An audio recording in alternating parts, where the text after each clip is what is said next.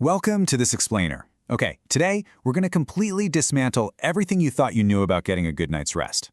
We are moving way past those generic tips like drink chamomile tea or turn off your screens. Instead, we're taking a deep, really fascinating dive into the absolute molecular and neurological machinery of sleep. We're going to explore exactly how to regulate your nervous system from the inside out, looking at the precise biological levers you can pull to literally transform your brain and body. Let's get right into it. You know, for decades, culturally, we've treated sleep as a passive state, right? Just this off switch we hit at the end of a long, exhausting day. But biologically, that couldn't be further from the truth. Sleep is an incredibly active, dynamic period. It's this highly regulated biological engine that's responsible for metabolic clearance, emotional integration, and profound neuroreprogramming. Think of it this way. When you close your eyes, your brain absolutely does not shut down. It actually shifts into a highly specialized gear to repair, rebuild, and optimize your entire physiology for the next day. And the stakes for getting this right? They are incredibly high. There was this landmark study published in Current Biology that demonstrated a staggering 60% increase in amygdala reactivity in people who were sleep-deprived. Your amygdala is essentially your brain's emotional threat detection center. So when you lack restorative sleep, you aren't just tired, you are neurologically primed for anxiety, stress, and hyperarousal. You essentially wake up with a brain that is actively hunting for threats. All right, Chapter 1, the engine of restorative sleep and the anatomy of hyperarousal. So throughout the day, your sympathetic nervous system, that's your fight-or-flight response, is a brilliant survival mechanism. It keeps you alert, focused, and, well, alive. But at night, if left unregulated, this exact same system becomes a toxic antagonist. What we're dealing with is this inverse endocrine dance between cortisol and melatonin. Cortisol, driven by the HPA axis, is your energy-deploying alertness hormone. Melatonin is the circadian regulator that prompts your parasympathetic rest and digest shift. For you to actually achieve slow-wave deep sleep, your cortisol secretion must perfectly dip to its absolute lowest levels about 4 hours before bed. If stress keeps your HPA axis firing, cortisol stays high, which suppresses melatonin and completely hijacks your biological ability to fall asleep. But this hyperarousal isn't just chemical. It is highly cognitive. According to the metacognitive model of insomnia, we actually experience 2 levels of arousal. Primary cognitive arousal is just your direct everyday worries, thinking about tomorrow's big presentation or unpaid bills.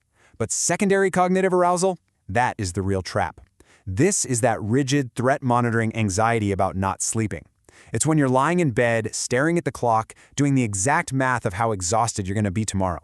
This secondary arousal sends a blaring danger signal straight to your subcortical brain, locking you in a severe state of hyperarousal. Okay, let's dive into this. When you're stuck in that awful loop of anxious rumination, your brain is firing in high-frequency beta waves. To reach restorative, dreamless sleep, you can't just jump straight down to delta waves. It just doesn't work that way. You actually have to actively guide your nervous system down through the relaxing alpha waves and into that deeply internalized theta state.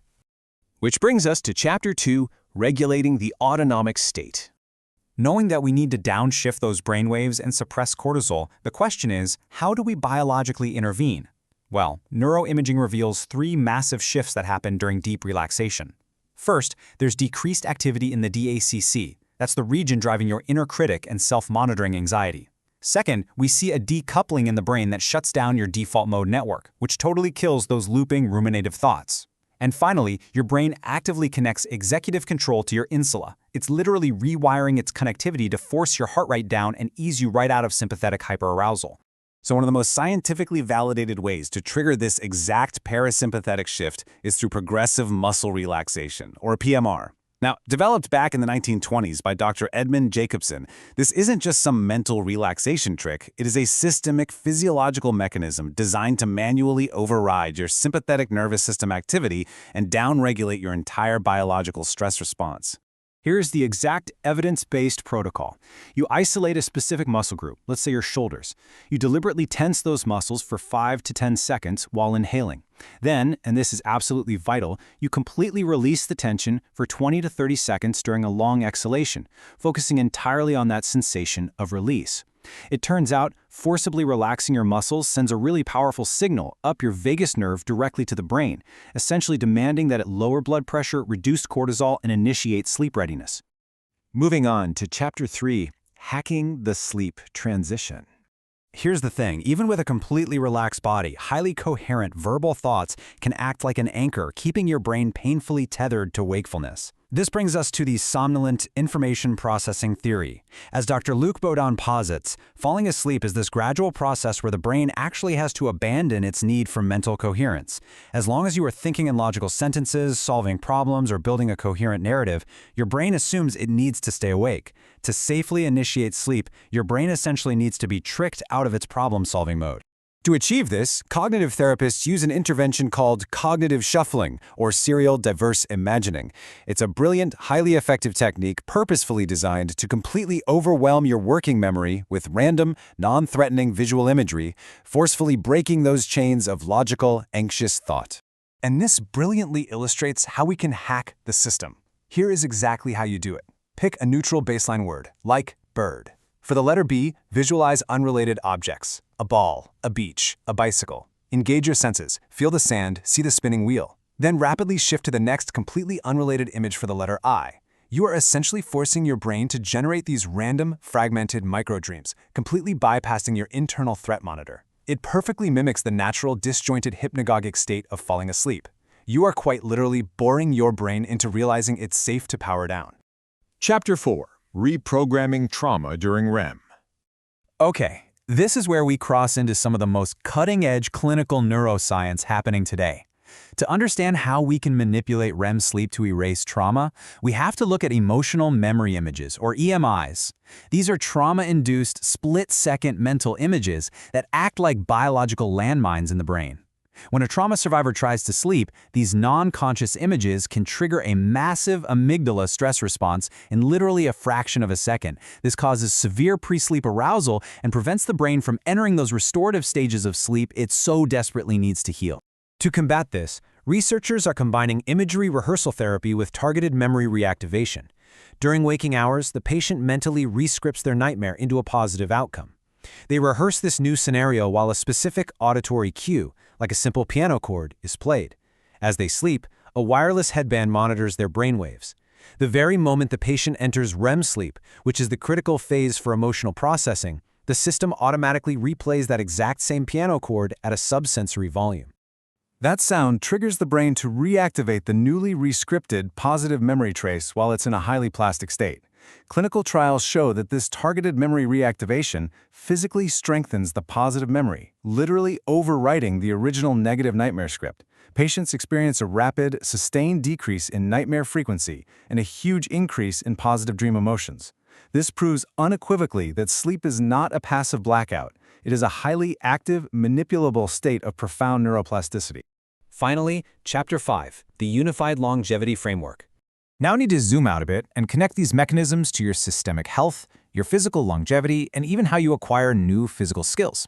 Let's look at the frequency of 11 to 16 Hz. During stage 2 of non-REM sleep, your brain produces these brief, high-frequency bursts of electrical activity called sleep spindles. These thalamocortical oscillations are basically the secret weapon of your nervous system. They facilitate synchronized communication between your hippocampus and your motor cortex, and they are directly responsible for locking in new memories and physical skills. This process is known as phase amplitude coupling. What this means practically is just staggering. Studies show that if you intensely visualize a physical sequence before bed, say a tennis serve, a piano scale, or a complex surgical movement, your brain relies on these sleep spindles to consolidate that imagined movement overnight. The brain actually stabilizes and improves your physical skill while you sleep, treating that pre-sleep motor imagery with the exact same neurobiological weight as actual physical practice. It is just wild. When you master this biological transition from hyperarousal to regulated sleep, the systemic benefits are absolute game changers for your daily life. Through targeted vagal regulation, we see a massive 53% drop in systemic inflammatory markers like IL-6. We see dramatically enhanced heart rate variability, giving you immense daytime stress resilience. We force the downregulation of the HPA axis, allowing for optimal cortisol clearance. Optimizing your sleep onset doesn't just make you less tired, it fundamentally alters your immune function, your physiological repair, and your long-term longevity. It's a complete biological reset. We've explored the cellular machinery of arousal, the cognitive hacks to bypass anxiety, and the incredible plasticity of the sleeping brain. The science here is incredibly clear. Sleep is an active biological engine just waiting for your instructions. So I want to leave you with this final provocative thought. If you possess the biological machinery to rewrite trauma and physically rewire your brain's skill sets just by changing the way you fall asleep, what reality will you choose to construct tonight? Thank you for joining me on this explainer. Keep exploring and sleep well.